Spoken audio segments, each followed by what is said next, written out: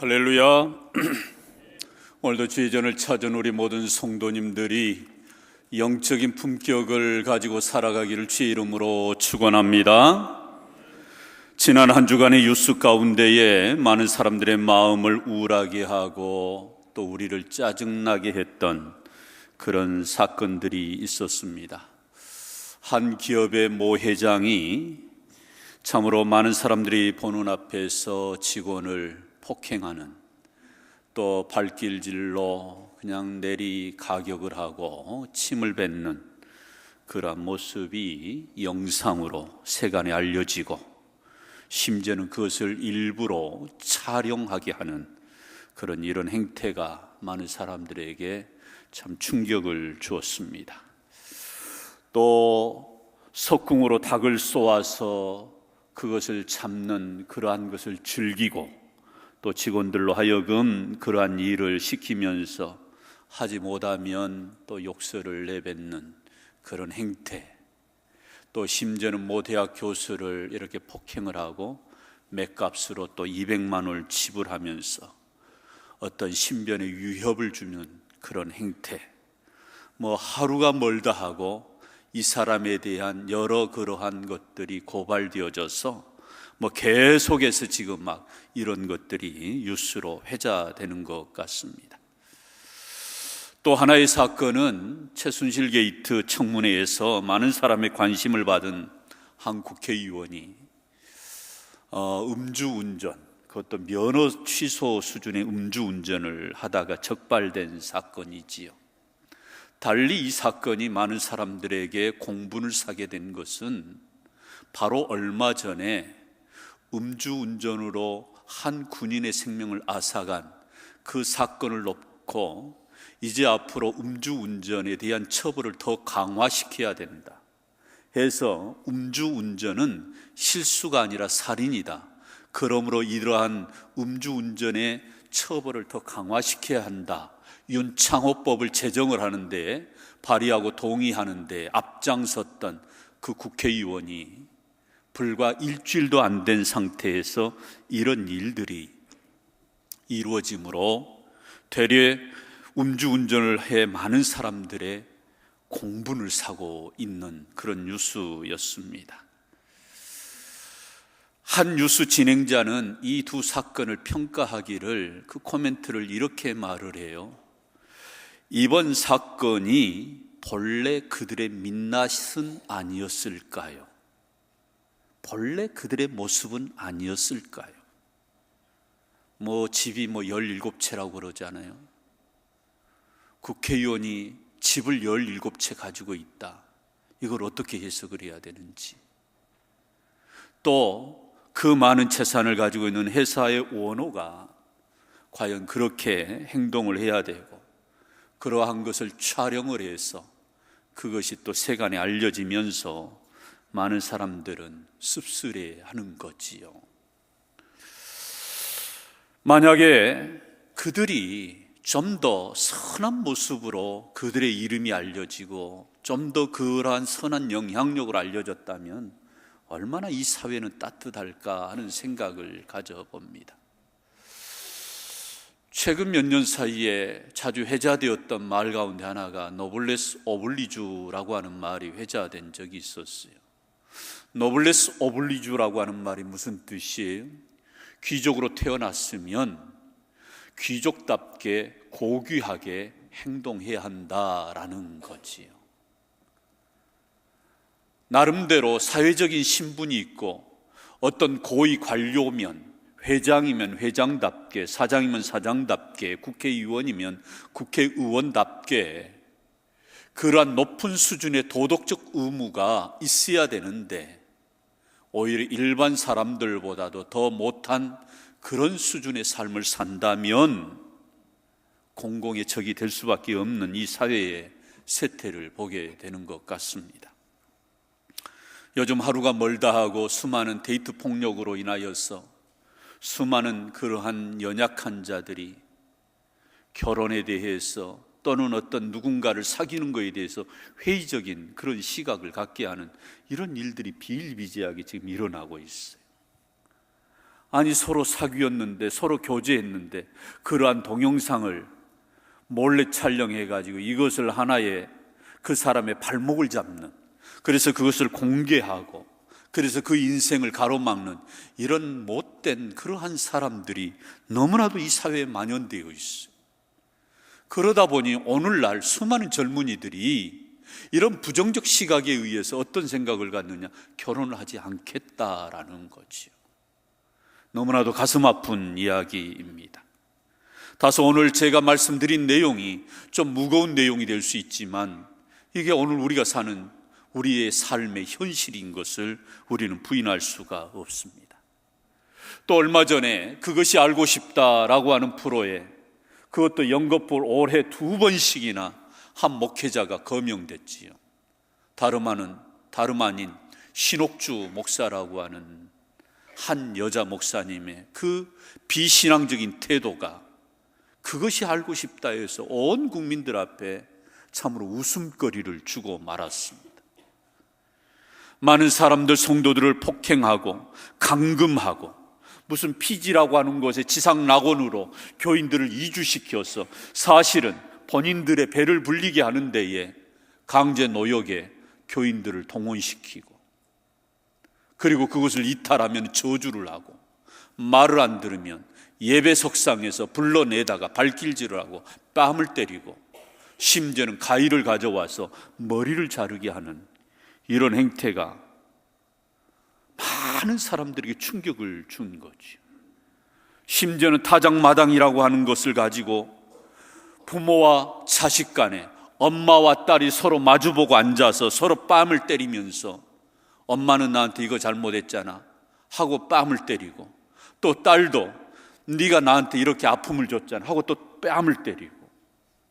여러분, 어떻게 이런 일이, 그것도 교회 안에서 또 많은 사람들이 보는 공공연한 그런 장소에서 이런 일들이 일어납니까? 이런 기형적인, 전혀 신앙이라고 할 수 없는, 전혀 목사답지 않은, 목사의 품격이 전혀 없는, 오히려 목회자와 또는 교회의 성도의 품격을 떨어뜨리고 기독교의 품격을 떨어뜨리는 이런 일들이 이 하늘 아래서, 우리가 사는 세상에서 일어나고 있다 이 말이지요. 이만희를 비롯해서 안상홍, 하나님의 교회 또는 신천지, 이러한 이단들 뿐만 아니라 아직도 언론에 밝혀지지 않은 수많은 그러한 교회와 신앙을 가장으로 해서 혹세무민하는 이런 일들은 너무나도 오늘 이 시대에 많이 일어나고 있다라는 거죠. 이런 일련의 사건을 통해서 세상 사람들은 교회를 또는 어떤 목회자를 또는 성도들을 우습게 여기고, 너네들이나 우리나 별반 차이가 없다라고 말하면서 친절한 금자씨에서 나오는 이영애 씨의 그 명대사 하나 있죠. 니나 잘하세요. 오늘날 우리 한국 교회가 이렇게 돼버렸다 이 말이지요.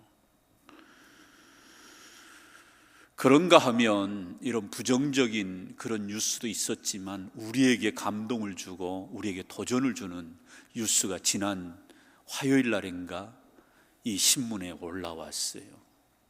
그것은 다름 아닌 많은 사람들에게 이미 기부천사로 알려진 정혜영 션 부부이지요.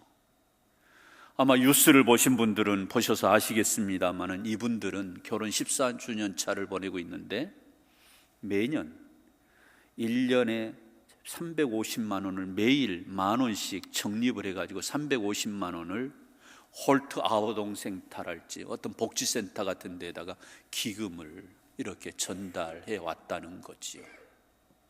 그러면서 철저하게 그들은 자신들이 바자회나 다양한 기금 행사, 심지어는 자신들이 가수로서 또는 배우로서 그 활동하면서 얻어지는 그 수입의 그 상당 부분들을 이것을 기부금으로 내놓는데 무려 지금까지 기부 총액이 45억 원.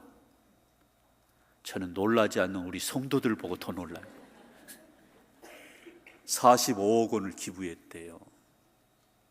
매년 한 1억, 2억 정도 이렇게 바자회나 자선기금 이런 모금 활동을 이렇게 해가지고 그 모아진 큰 금액들을 이렇게 세상으로 흘려보내는 이런 일들을 하고 있는 거지요. 자산이 1,000억 원이 넘는 회장은 직원을 폭행하고 엽기적인 행동을 하는 데에 비해서 이들은 지금까지 자기 집이 없는 상태로 전세에서 살고 있답니다. 그래도 행복하대요. 너무너무 기쁘대요. 아이들이 몇 명이에요?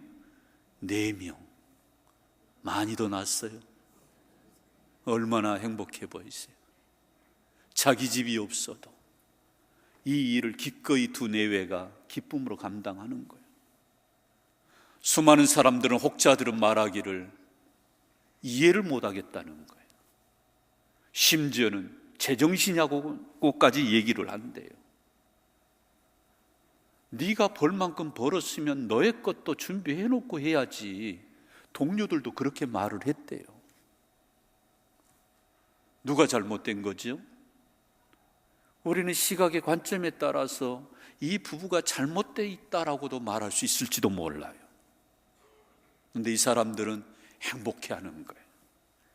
시연이 간증을 할 때 진행자가 묻습니다. 어떻게 이렇게 오랜 기간 동안 한결같이 이렇게 많은 금액의 기부를 할 수 있었느냐라는 말을 질문으로 던진 거예요. 이때 이 시연이 뭐라고 대답한 줄 아세요? 제 안에 하나님의 나라가 있습니다. 그런 거예요. 내 안에 하나님의 나라가 있습니다. 하나님을 믿고 예수 그리스도를 믿고 난 이후로 그것이 너무 좋아서 내가 하나님의 자녀로서 살면 어떻게 살아야 될 것인가, 늘 그 마음에서 이런 일을 하게 되었다라고 간증을 해요. 그러면서 신문 인터뷰에 이 두 부부가 결혼할 때 하나님이 주신 말씀이 그 당시 요한일서 4장 7절로 8절이었대요. 어떤 말씀인가 보니 이런 내용이, 우리 같이 한번 읽습니다. 사랑하는 자들아, 우리가 서로 사랑하자. 사랑은 하나님께 속한 것이니 사랑하는 자마다 하나님께로 나서 하나님을 알고, 사랑하지 아니하는 자는 하나님을 알지 못하나니 이는 하나님은 사랑이심이라. 아멘. 참으로 이들이 여기까지 오게 된 것은 결혼할 당시 하나님이 주신 이 말씀 가지고 살아왔는데, 이 말씀이 오늘 우리를 여기까지 이렇게 인도했다라는 간증을 하는 거예요. 내가 무슨 노블레스 오블리주, 무슨 높은 도덕의 그런 의무를 하겠다 해서 여기까지 온 게 아니고, 이 사람 안에 하나님의 나라가 있고 하나님을 믿는 신앙인의 모습으로서 내가 어떻게 하면 가수 활동을 하고 연기자 활동을 할 것인가 고민했더니, 이 주신 말씀으로 늘 붙들고 살아가려고 몸부림했더니, 어떻게 하면 내가 저 세상 속에서 많은 사람들에게 이렇게 살 수 있겠는가, 그 질문 앞에 이런 답으로 그들은 살아왔다라는 거지요. 참으로 우리 많은 사람들에게 도전을 주는 그러한 모습이요, 이것이야말로 성도들의 영적인 품격을 우리에게 보여주는 하나의 모습이 아닌가 싶습니다. 앞에 세 사람과는 전혀 차원이 다른, 영적인 그런 클래스가 전혀 다른 모습 아니겠습니까? 사랑하는 성도 여러분, 우리가 하나님을 믿고 예수님을 구주로 영접하여 하나님의 자녀가 되었다면 우리의 삶에도 영적인 수준이 있어야 한다라는 거지요. 성도가 성도다운 품격이 있어야 된다는 것입니다. 마땅히 하나님의 자녀로서 우리가 새롭게 거듭났다면 하나님의 자녀답게 우리가 저 세상 속에서 행동하며 살아가는 영적인 품격이 우리에게 있어야 한다는 거예요. 우리가 예수 믿고 천국 가는 것만이 신앙생활의 어떤 전부가 아니잖아요. 우리가 하나님을 믿고 예수 그리스도를 믿고 그래서 구원함을 얻어서 하나님의 자녀가 되었다면 장차 우리가 하나님 나라 가는 것이야 우리가 정해져 있는 것이지만, 우리도 저 세상 가운데서 하나님의 자녀답게 살아가는, 노블레스 오블리주는 아니어도 성도다운 영적인 품격을 가지고 우리가 살아가야 될 그런 신앙의 모습이 있어야 된다라는 거예요. 그런 의미에서 세상은 우리에게 그러한 삶을 요구하고 있지요. 그래서 혹여 믿는 사람들이 어떤 세상 가운데서 믿는 사람답게 행동하지 않으면 믿는 사람들이 더한다라고 얘기하면서 오히려 하나님의 영광을 가리는 그러한 얘기들을 많이 합니다. 그런 의미에서 세상 사람들도 우리가 영적인 품격의 삶을 요구하지만 더 중요한 것은 우리 하나님께서 우리에게 이걸 요구하고 계시다라는 겁니다. 오늘 본문은 우리 예수님이 산상수훈 가운데서 들려주신 말씀이요, 그 말씀 가운데는 우리가 세상 가운데서 어떠한 신앙의 정체성을 가지고 살아가야 할 것인가를 우리에게 분명하게 말씀해 준 말씀입니다. 특별히 우리 예수님은 우리를 향하여서 세상의 소금이니 세상의 소금이라 14절로 15절에서 이렇게 말씀합니다. 우리 같이 한번 읽으실까요? 시작. 너희는 세상의 소금이요 세상의 빛이라.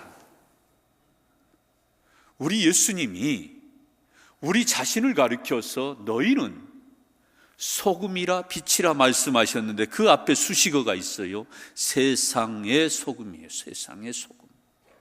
세상의 빛이라는 거예요.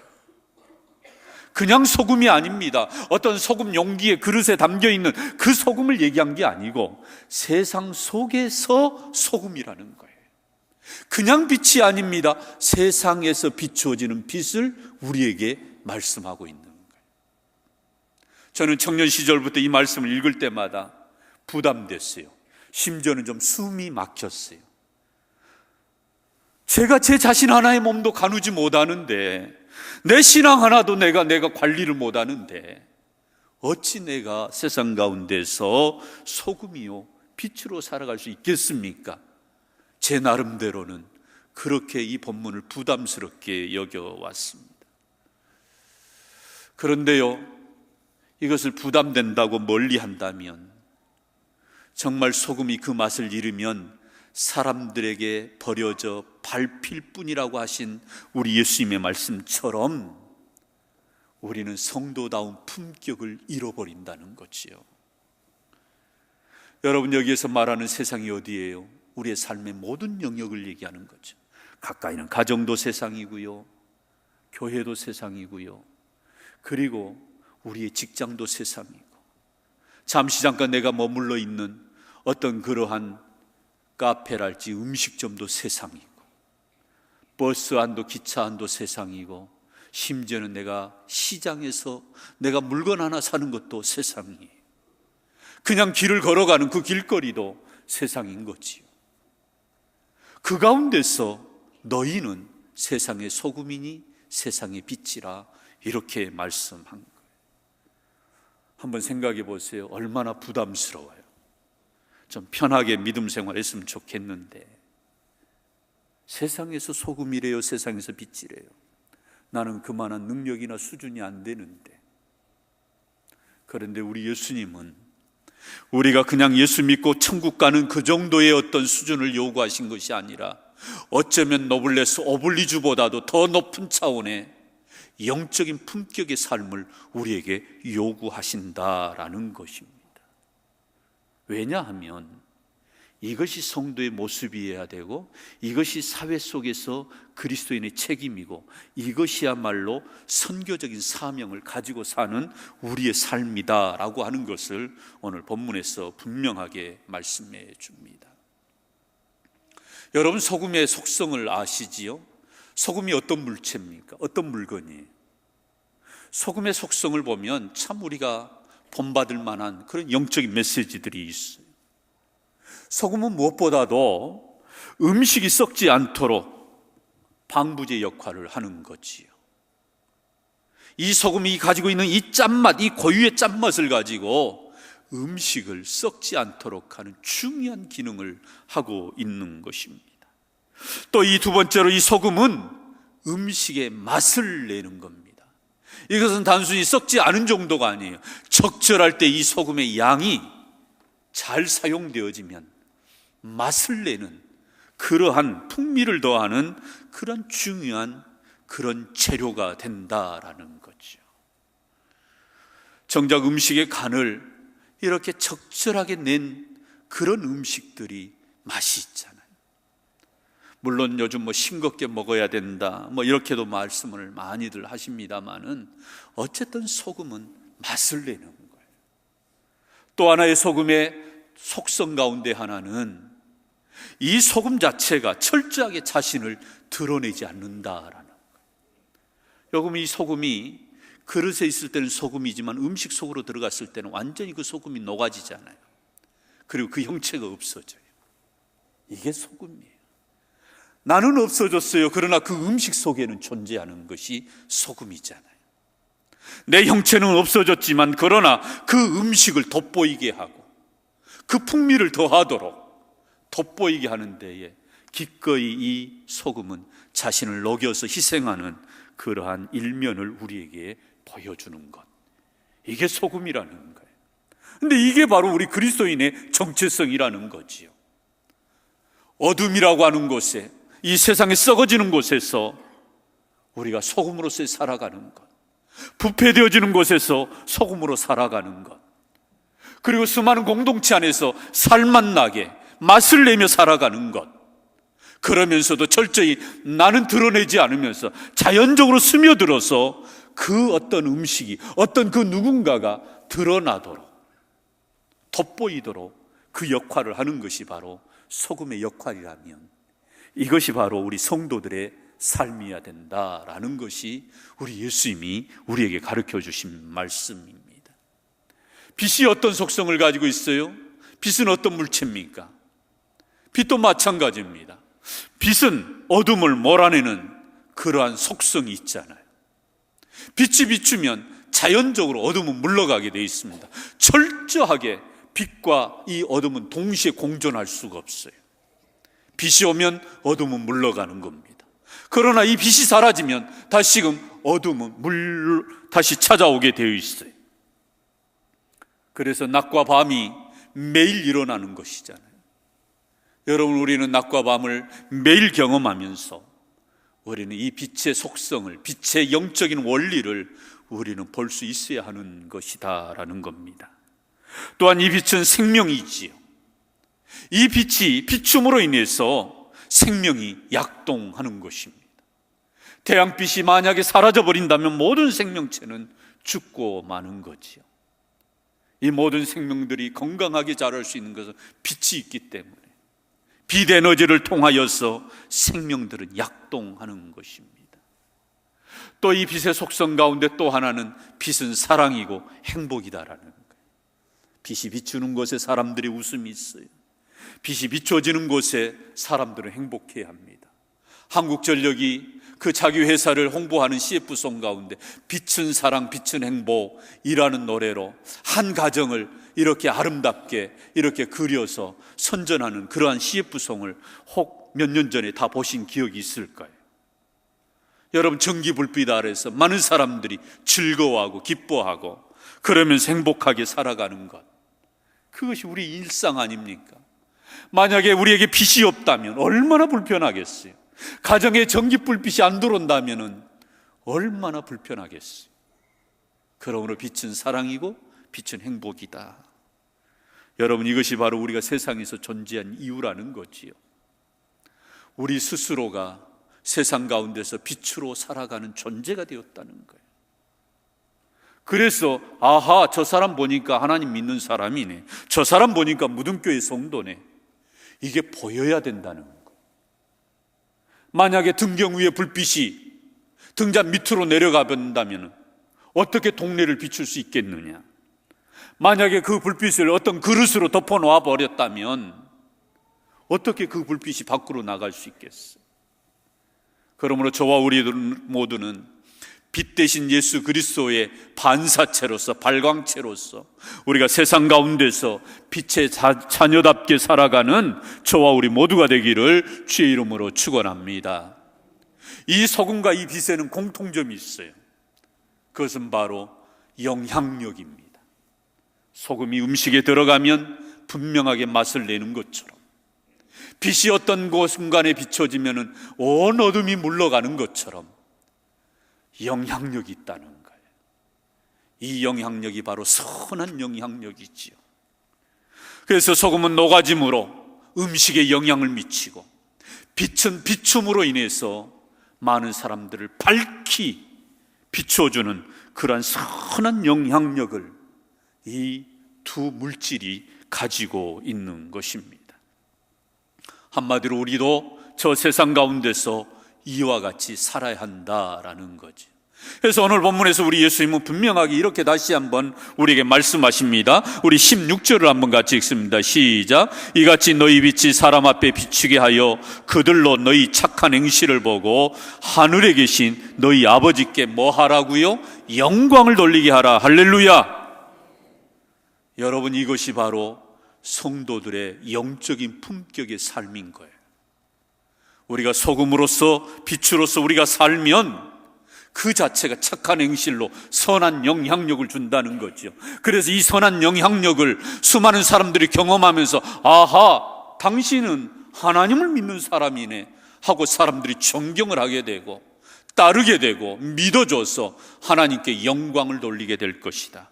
심지어는 그 사람을 통하여서 그 사람이 하나님께 영광을 돌릴 뿐만 아니라 하나님께로 나올 수 있는 선교적인 그러한 사명까지 우리에게 있다라는 겁니다. 여러분, 이것이 바로 성도들이 세상 가운데서 살아야 할 성도의 모습, 영적인 품격을 가지고 살아가는 것, 이것이 너무너무 중요하다라는 것입니다. 그래서 일찍이 우리 민족의 지도자였던 백범 김구 선생은 이런 말을 자주 했어요. 눈 덮인 길을 걸을 때에도 이리저리 함부로 걷지 마십시오. 오늘 여러분이 가는 발자국을 뒤따라가는 후진들이 이정표로 삼고 따라올 것이기 때문입니다. 우리가 함부로 행동하는 거 조심하라는 거지요. 우리가 걸어가는 걸음이 그냥 걸어가는 것이 아니라는 거예요. 우리가 저 세상 가운데서 살아갈 때 우리의 모든 행동 하나하나들이 사실은 다 그리스도의 편지로, 그리스도의 향기로 많은 사람들에게 선한 영향력을 끼쳐야 되는데, 우리가 오히려 그리스도의 영광을 가리우는 그러한 행동을 한다면, 수준 낮은 품격이 떨어지는 그런 신앙의 삶을 산다면 오히려 하나님의 영광을 가리고 전도의 문을, 선교의 문을 가로막을 수 있다라는 것입니다. 우리 주변의 사람들은 알게 모르게 다 우리에 대해서 평가하고 살아갑니다. 아, 저 사람이 어떤 사람인가? 저 사람이 어떤 성도인가? 사실은 주변 사람들이 믿는 사람들 뿐만 아니고 믿지 않는 사람들, 직장의 동료들이고 세상 사람들이, 나를 아는 사람들이면 대충 평가가 다 있어요. 만약에 우리가 그들에게 이런 평가를 받는다면, 저 사람은 참 얌체야, 저 사람은 뺀질이야, 저 사람은 이중인격자야, 저 사람은 교회에서만 주여주여하는 그런 기복주의자야, 신비주의자야, 그리고 자기 것만을 악착같이 챙기고 절대 손해보려고 하지 않는 이기주의자야, 이렇게 평가한다면 우리는 정말 맛을 잃어버린 소금처럼 그들에게 밟혀서 우리의 품격을 떨어뜨리는 인생으로 살아갈 수 있을 것이다 라는 것입니다. 그래서 사도 바울도 사실 에베소 교회 성도들을 향하여서 세상 가운데서, 에베소라고 하는 도시 자체가 향락의 도시고 풍요의 도시고 상업의 도시예요. 그러다 보니 믿음을 지키기란 너무너무 쉽지가 않아요. 그럼에도 불구하고 우리가 저 세상 가운데서 믿음을 지키고 하나님의 사람답게 살아야 된다라고 교훈하면서 에베소서 5장에서 이렇게 우리에게 교훈을 합니다. 우리 같이 한번 읽습니다. 시작.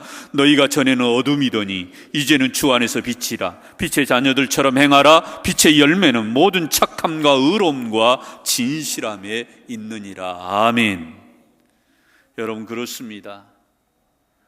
바울도 그 향락의 도시, 상업의 도시, 경제가 주름잡고 있는 그 도시에서 자칫 우리의 믿음을 잃어버릴 수 있고 하나님의 자녀다움을 잃어버릴 수 있는 그 성도들을 향하여서 우리도 빛의 자녀들처럼 행해야 된다라고 말을 해요.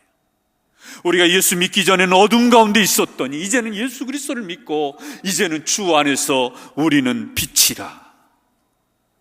참으로 우리 자신이 초라하기 그지없는 존재인 것 같은데 이러한 존재로 우리 예수님도 바울도 우리에게 정체성으로 분명하게 일러주시기를 너희는 주 안에서 빛이라. 빛의 자녀들처럼 행하라. 빛의 열매는 착함과 의로움과 진실함에 있느니라. 사랑하는 성도 여러분, 그러므로 남들이 인정해 주지 않아도 때로는 바보 소리를 들을지라도 우리는 착함과 의로움과 진실함으로 세상 가운데 살아가기를 주의 이름으로 축원합니다. 이게 바로 성도의 영적인 품격을 지닌 모습이다라는 것입니다. 사랑하는 성도 여러분, 그런 의미에서 우리에게 이 소금으로 빛으로 살아오셨던 롤 모델, 그 한 분을 꼽으라고 한다면 바로 우리 예수님이시지요. 우리 예수님은 정말 이 땅 가운데 빛으로 소금으로 사셨던 분이십니다. 하나님의 아들이시지만 그럼에도 불구하고 우리 하나님 아들의 그 자격으로 어떤 권세를 부리고 위압적인 존재로 수많은 사람들에게 다가오시는 것이 아니라 수많은 사람들이 별명으로 지어준 것처럼 세리와 죄인들의 친구로다. 오히려 세상 속으로 들어가서 누가 잘 상대해주지 않는, 어울려주지 않는, 인정해주지 않는 그런 사람들에게 찾아가서 그들의 인생에 스며들었던 우리 예수님, 소금처럼 사신 것이지요. 그럼에도 불구하고 수많은 사람들이 반대하고 심지어는 예수님을 잡아 죽이려고 하는 그런 모함과 이간질과 수많은 비방과 비판의 소리 앞에서도 예수 그리스도는 빛되어서 하나님을 밝히 보여주시고 하나님의 나라를 보여주시고 우리 인생이 걸어가야 될 길을 분명하게 빛 대신 주님께서 비춰주시는 분. 그래서 그분은 참빛인 예수 그리스도라고 사도 요한은 우리에게 예수 그리스도를 증언하고 있지 않습니까? 그렇습니다. 우리 예수님은 자기 자신을 위해서 단 한 번도 무슨 능력을 행하시거나 기적을 행하시거나 자기 자신을 위해서 어떤 영광을 받는 그러한 잔치 한번 받아보신 적이 없는 그러한 빛으로 소금으로 사셨던 분, 이것이 바로 우리 예수님의 삶인 거지요.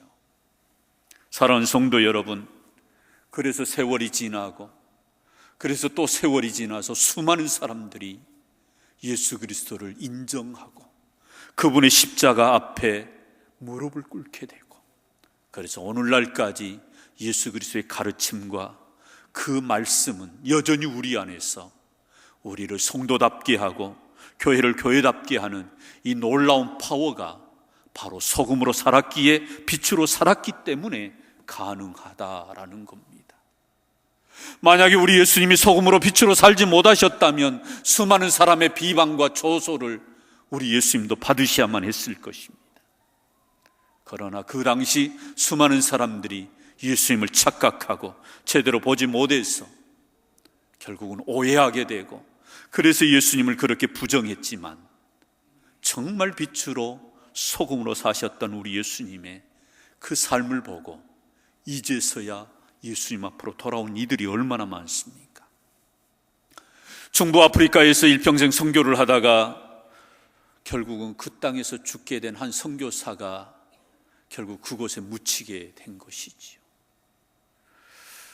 그 아프리카의 수많은 부족 사람들은 자신들에게 복음을 전해준 이 선교사의 그 삶을 기념하기 위해서 마을 입구에다가 그 선교사를 기념하는 기념비 하나를 세웠어요.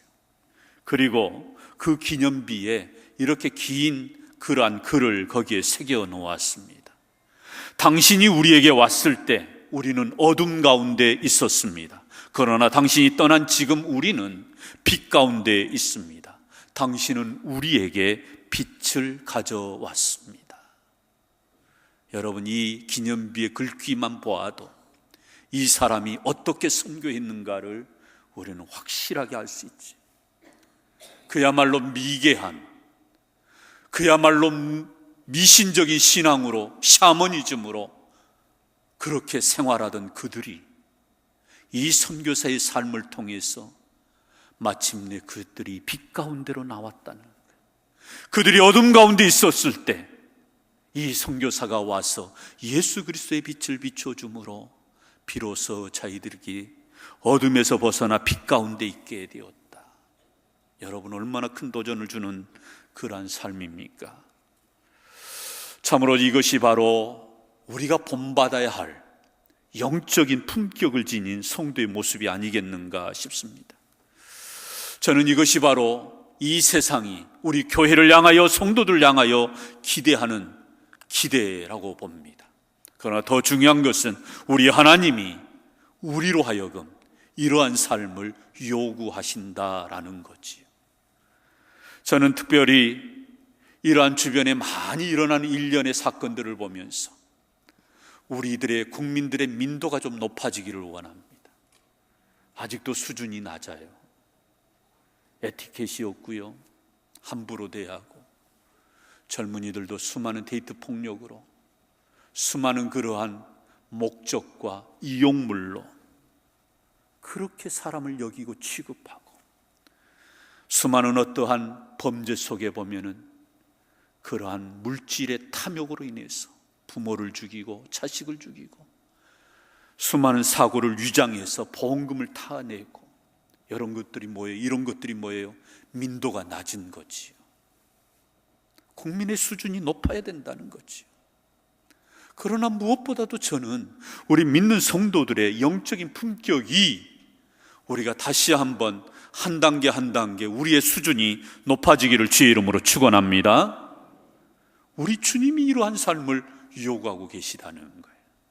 단순히 예수 믿고 복 받고 그리고 천국 가는 거, 우리 주님은 그걸 원치로 않으십니다. 너희는 세상의 소금이니 너희는 세상의 빛이라. 그래서 너희들이 그 착한 행실로 많은 사람들이 너희들을 보고 하나님께 영광을 돌리게 하라고 하는 이 영적인 품격 있는 삶을 우리가 살아내는 우리 온 무등의 권속들이 되기를 주의 이름으로 축원합니다. 축원합니다. 우리 이 시간 함께 찬양하기를 원합니다. 우리 복음 찬양지 57장에 나와 있습니다. 낮의 해처럼 밤의 달처럼 우리 함께 찬양합니다. 우리 앞에 복음 찬양지 우리 57장 있습니다. 우리 가사를 생각하시면서 우리가 이렇게 결단하기를 원합니다.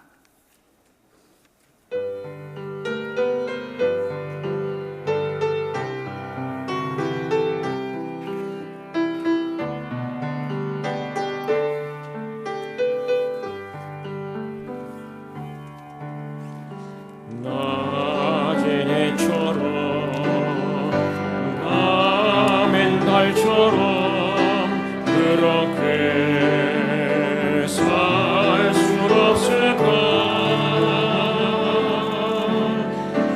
욕심도 없이 어른 세상 위주로 온전히 나를 위해 살듯이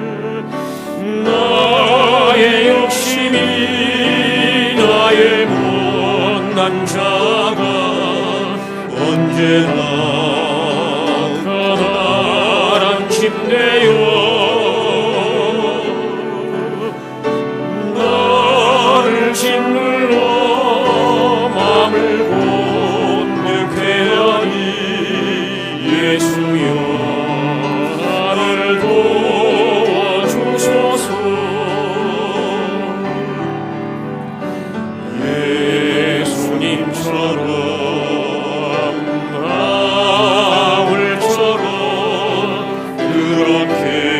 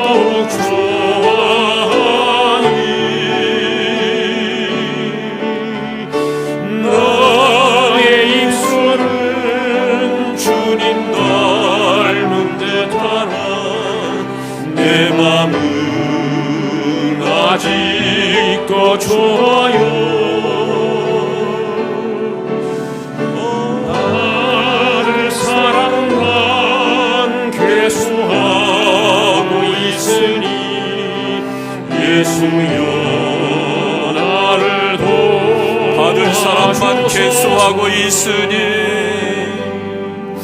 받을 사람만 계수하고 있으니 예수여 나를 도와주소서.